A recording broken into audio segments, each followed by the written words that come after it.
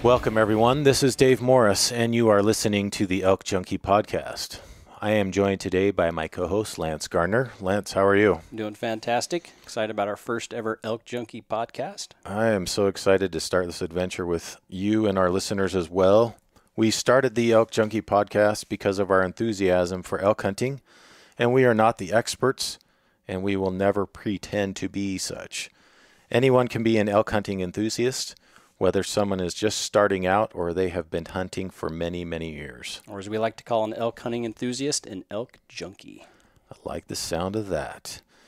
In this podcast and our future podcasts, we are going to be sharing elk hunting stories from people just like yourself. Stories that we don't typically hear, stories that we hope will inspire, motivate, and educate all of us in some sort of way. In addition to these stories, we'll be sharing other elk hunting related topics that we hope will benefit all of us. If you have a story to share, then reach out to us via email at info@elkjunkie.com. Our first episode, our guest is Travis Ball. Travis shares his most recent limited entry elk hunt here in Utah. We're excited to hear from Travis, and so that being said, let's get right to it, and we hope you'll enjoy the show. Well, welcome, junkies. We wanted to welcome our special guest that we have here with us today. His name's Travis Ball. He's lives here by us, and he was gracious enough to come and listen to our questions and tell us some awesome stories from his past. He's an excellent hunter that's had great success over the years, and we're just encouraged and grateful that we can pick his brain just a little bit today and see some of the tactics that he's used over the years that helped him be a successful hunter. So, well, it's nice being here. Thanks for having me. You bet. This will be exciting. There's no guarantees that any of these stories are going to be true. It's all make-believe in my own mind. I think that's the key to a true hunting story there always is a sense of false about it, It right. seems that, embellishment. Yeah. Right. I can exaggerate with the best of them. Sure. I think any good story has a little bit of embellishment in it. Sure. Yeah, so Travis is going to talk to us about kind of a recent hunt here in Utah, limited entry hunt. Yeah, it was back in 2017, so not too recent, but certainly recent in my mind. Hopefully I can start building some points again soon and be able to do another limited entry hunt. Well, yeah, I think that's one of the hard things about waiting is, you've got quite a while before you can go out again. Right. But he's not going to give us specifics on the area that he went to because he wants to go there again, obviously. Yeah, I'd like to hunt around in Utah some more. Well, without that's too good. many other people. I agree. So yeah, it was. I drew out a unit here in Utah, limited entry unit in 2017, and I was lucky enough to draw this unit out with my brother-in-law, and his father also drew out. And his father was able to shoot a decent bull, and I shot a nice 6-point bull. But it was more about the experience, I guess, not the size of the bull. I shot a nice 6-point, but nothing to write home about by any means. But yeah, it was a good day, good hunt. Well, I had been speaking with my brother-in-law and another friend that I work with, and had decided to put in for this particular unit, and I had more than enough points to draw it, and I was getting tired of waiting to draw out for a rifle hunt in Utah, and had come to the realization I was probably going to be may be waiting for the rest of my life before I'd ever be lucky enough to draw. So I love archery hunting. I consider myself primarily an archery hunter. So yeah, I put in for the archery hunt. I just wanted to be able to go to a decent area and be able to see some bigger bulls and actually hear some elk bugling. So put in for that archery hunt and was lucky enough to draw it. And I showed up about 2 days. I had done some scouting had spent some time with my brother-in-law up in this area, knowing that we had drawn out and had always seen quite a few elk, but hadn't ever really seen any bulls or any big bulls. Didn't really know exactly what to expect. So I got there 2 days before the season started. Was able to scout around, kind of figure out where some water sources were, different canyons around in that area, and was there for the first 2 days of the season. And I noticed right off the bat that I was not alone. Obviously, the archery season, the deer opens up the same day as the elk do.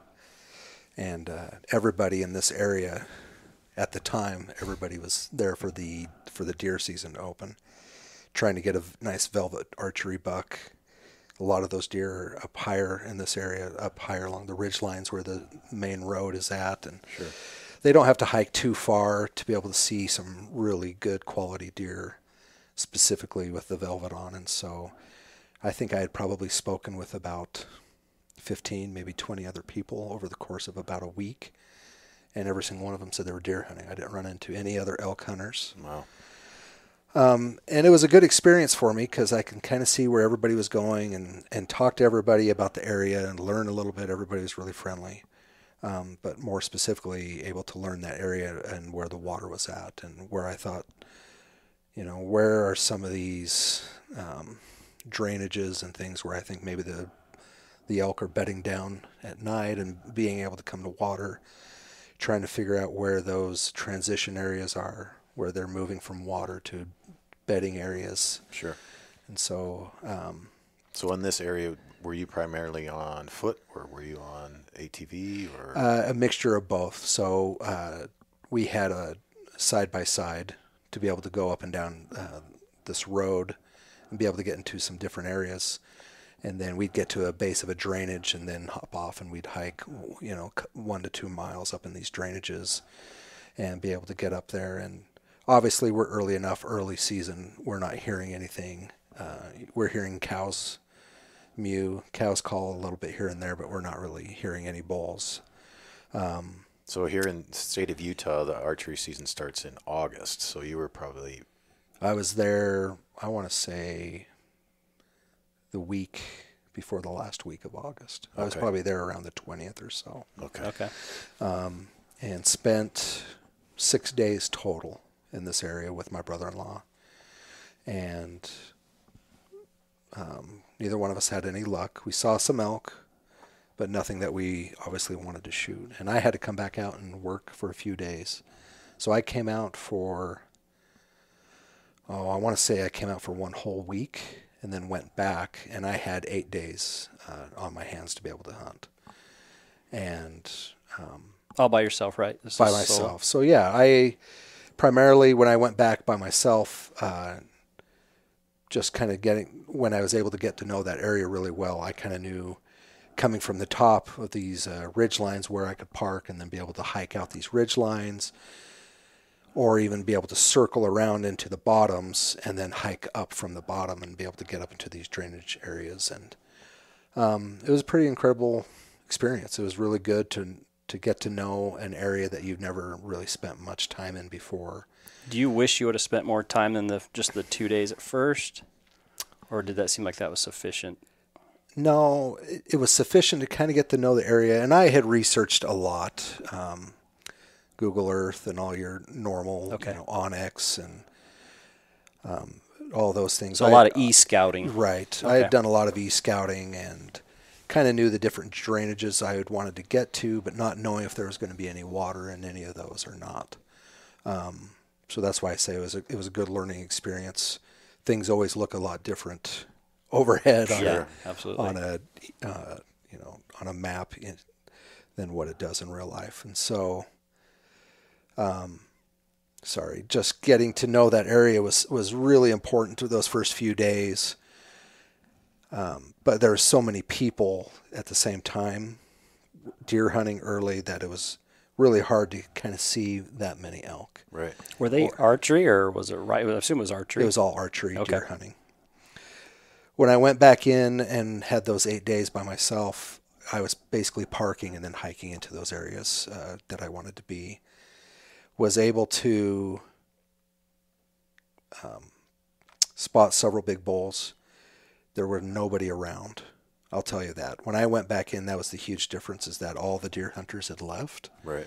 By that first week of September, it was almost like a ghost town. And it was really, really nice to be able to drive and not see dust being kicked up everywhere, or every single ridgeline or drainage, that there just weren't very many people around. I felt like I had the whole mountain range to myself.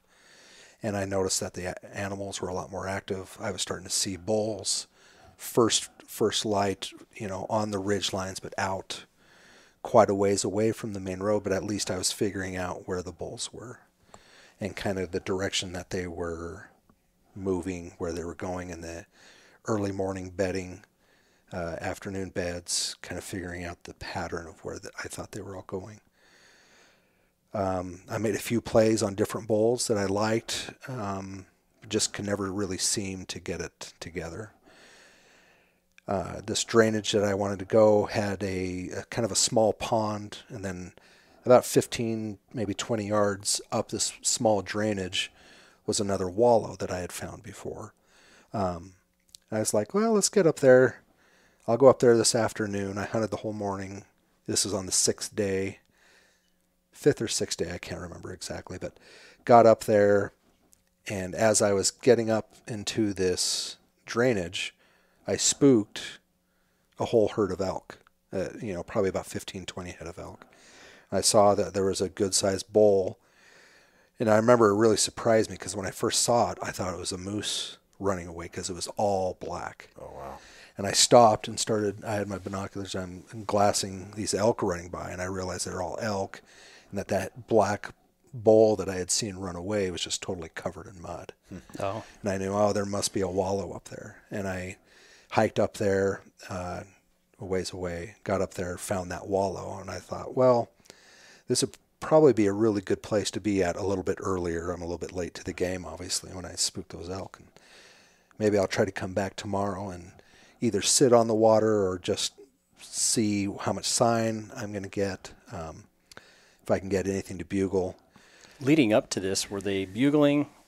I had started, like I said, the elk seemed to start being more active. I was starting to hear some bugles.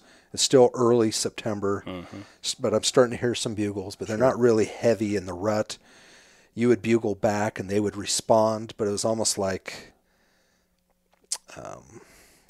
location bugles, but none of them would ever come in. Yeah.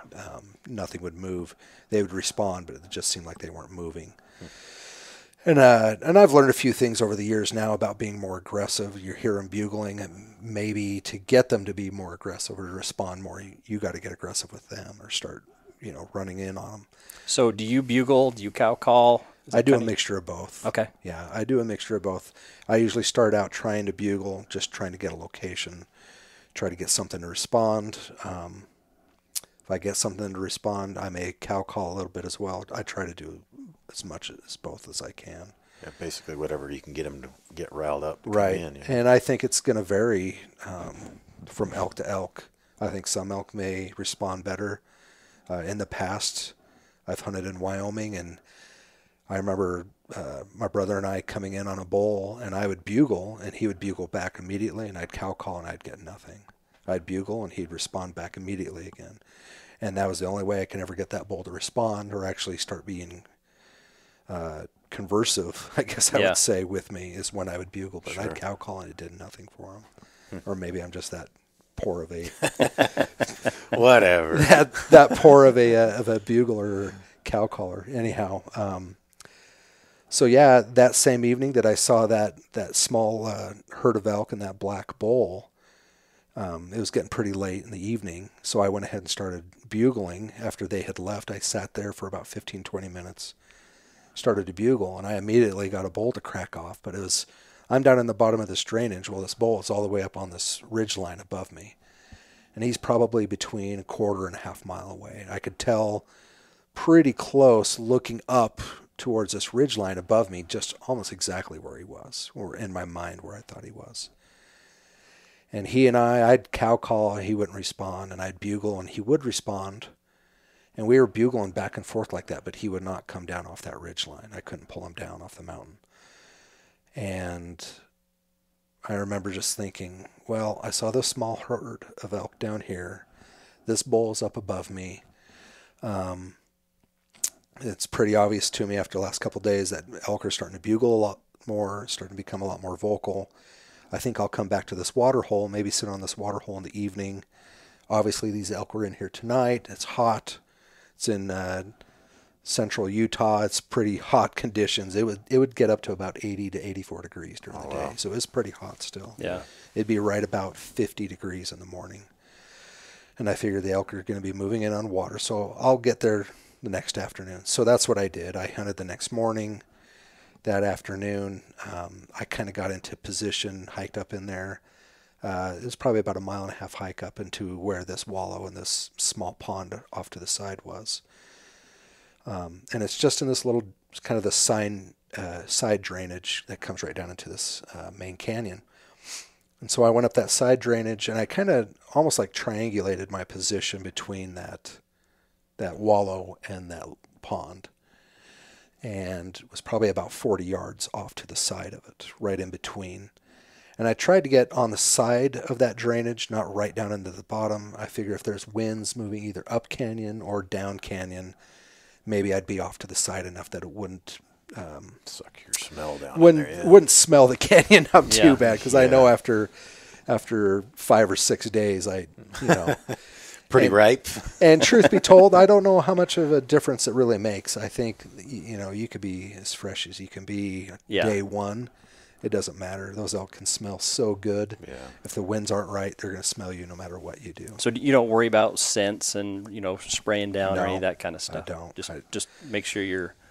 That's just my personal belief, but I don't think it does a thing for you. Yeah. If just the watch, winds aren't right, the thermals and the winds. Exactly. If those thermals, those downslope winds, thermals going up or down, I don't think that any scents or anything can mask all of your smell. Yeah.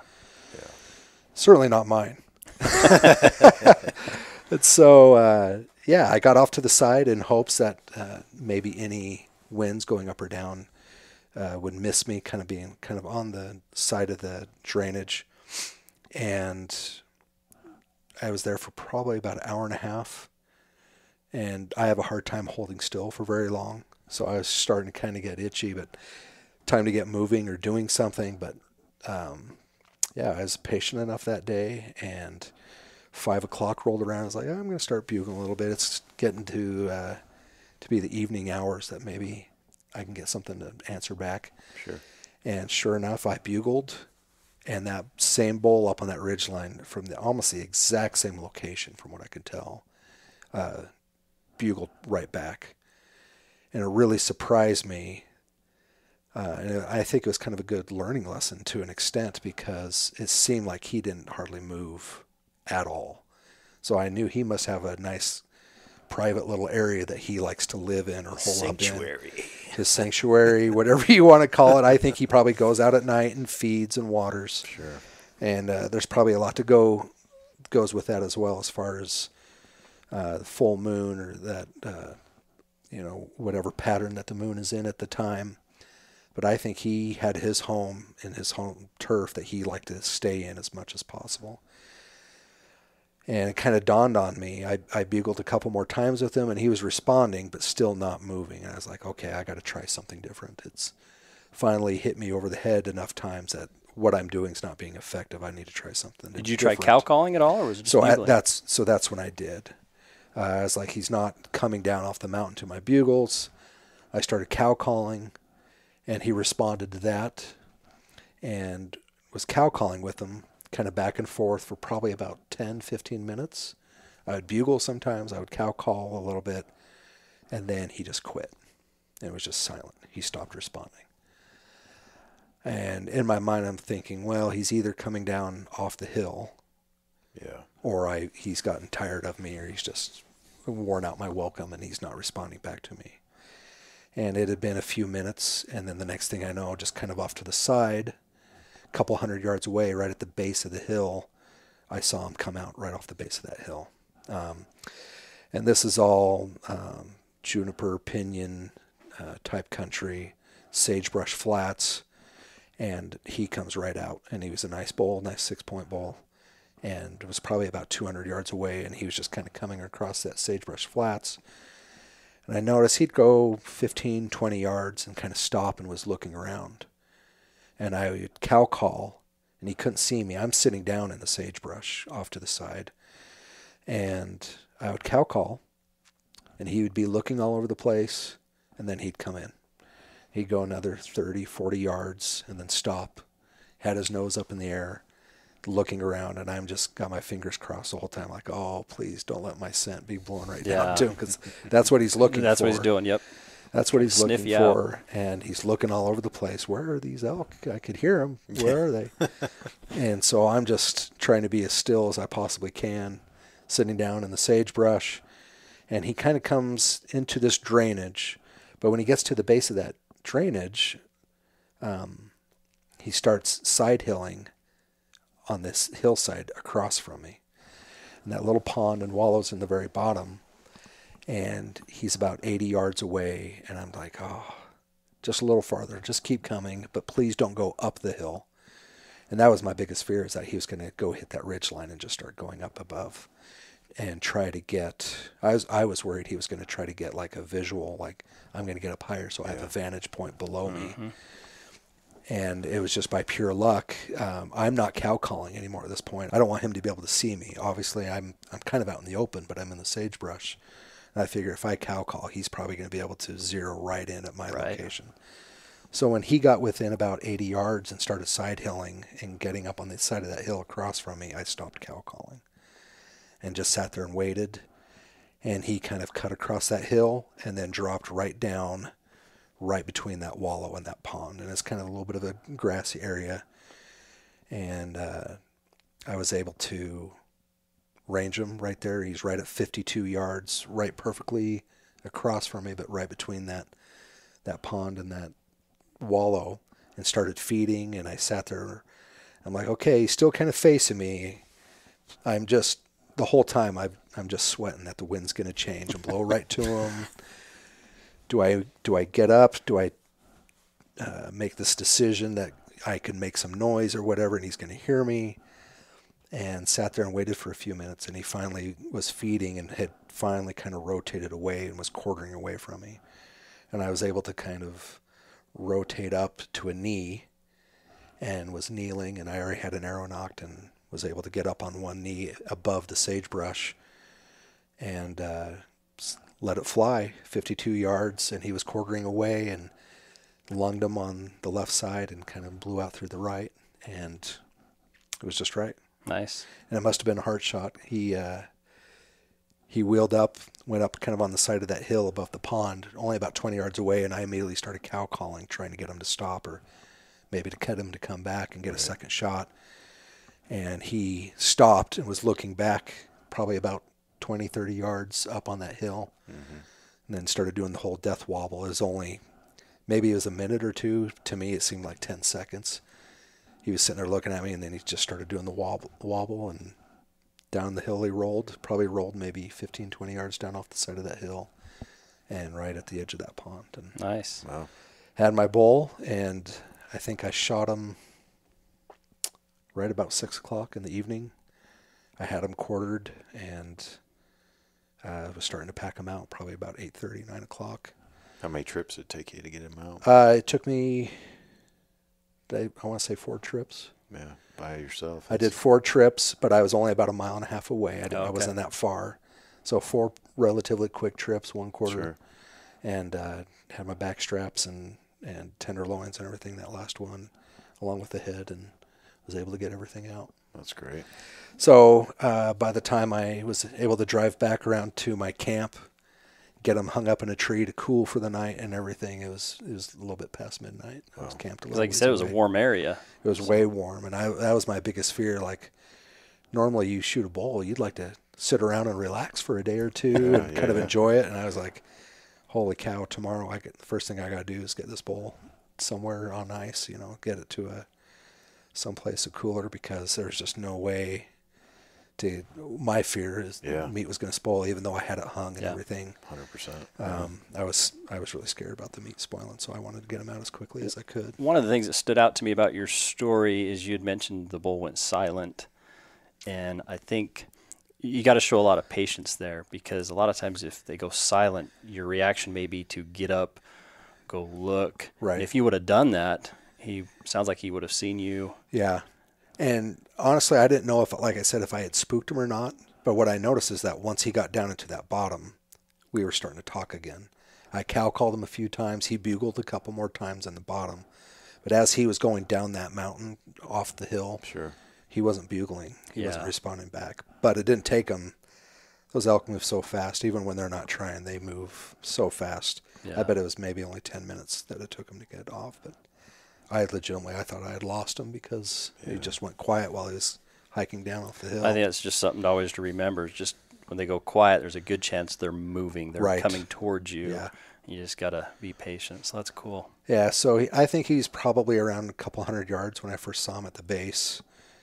And I cow called maybe twice as he was coming across that flat. And Just to keep him coming. right when he got to the bottom of that little drainage that I was up in, and wasn't very far up that drainage, he was right there. And I was like, oh, heck, I don't know if this is the best spot for me because I'm out in the open. Don't move, don't move. So I'm holding still and hoping that the winds are right. And that's just one of those few situations where you make a game plan in your mind, and normally they don't go right, but this is just one of those few times where it just all went right. Sure. All came together good. Cool. And if I had to do it all over again, I don't know if it would. Who knows? Maybe 8 out of the 10 times that same plan doesn't work. But yeah, I did that day. It was good. Oh, cool. It was a fun hunt. Sounds like an awesome hunt. You said it was a 6x6? It was a 6x6. He's probably only about 315. Not a huge bull by any means, but What a nice bull. the biggest bull I've ever shot with a bow before. It was good. Well, That's nice. a monster for a bow, honestly. So Well, I'm never one to really care about the score. Experience-wise, I've never had anything come close to it on that day. I've shot a handful of bulls, not very many. I was able to shoot a bull last year with my muzzleloader with my brothers, and experience-wise, that was every bit as good. Just because the guys you're with, there's so many other factors, so many other things that make a hunt what it is, and the score is probably way down the priority list for me. Sure. I think if you can come home with some meat to your family and had a great experience doing it, I think that's what's important. Did you enjoy hunting solo? I did. Most of the hunting I've done has almost always been kind of by myself. For about the last 25, 30 years, the majority of my hunts have been by myself. Okay. And I like that. It's a lot less noise, a lot less smell. It's your game plan. I love hunting with friends and family as well. But at the same time, I enjoy being by myself. I like being in the mountains by myself, and it's just you. Every decision, it's just on you. You're not catering to anybody else's thoughts or decisions. And if you screw it up, that's on you, and that's okay. It just gives you a little bit more trigger time, I guess. Do you have a preference on the style that you hunt? I mean, whether it's sitting on a wall or water or trying to call them in, do you have a preference? Or just kind of go with the flow? Kind of go with the flow. I can honestly say I think that's the only time I've ever sat on water. Sat there.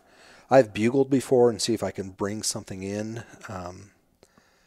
I like to think that bugling is more active now. I try to be more active. I bugle, see if I can get a response, and then kind of get in that area, kind of get in their neighborhood and see if you can bring them, to meet you for the fight, I guess you would say. But, it's a mixture of everything. Yeah, it's a whatever mixture works. of everything and what seems to be working at the time. Sitting on water isn't necessarily my style. I start getting antsy after a little bit. Yeah. And I just don't think it's active. ultimately, I don't think it's real effective. But there's so many factors that play into that as well. How many elk are in the area and how dry it is, and all of those things have to be taken, I guess, into consideration of, if it's bone dry and you got any water at all, that might not be a bad idea. The elk are coming into water at different times of the day. But that's just never really been my style very much. But saw some elk there. I was like, well, if it worked once, maybe it'll work twice. And why not?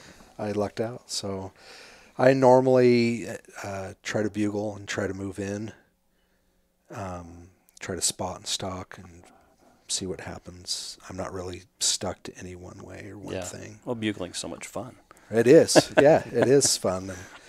And bear hunting, different things. I've never used bait. Bear hunting, it's always a spot and stalk and try to do a lot of that or as much as I can. So different styles, different ways of doing things. I guess it's just whatever seems to be effective and what's working for you at the time. Right. No, I think that's great. Yeah. Well, great story. One of the things I want to do with you is a little bit of a lightning round on questions. Okay. How about 5 questions we'll throw at you and see how you respond? Okay. All right, sounds good. Okay, first one we've got for you. Protein bar or candy bar? Candy bar. You're a candy bar man. Snickers. What are the fun-size Snickers that are the best things ever in the world. Nice. I like protein bars too, but growing up as a kid, we didn't get very much treats, candy, or anything. My dad always bought Snickers, like fun-size mini Snickers. For the hunt. When we'd go hunting, when we'd go chop firewood during the summer months, any of those things that we were doing, we always had some Snickers. So that's always been one of my favorites. Nice. I think you already said this earlier, but gutless or do you gut? Gutless.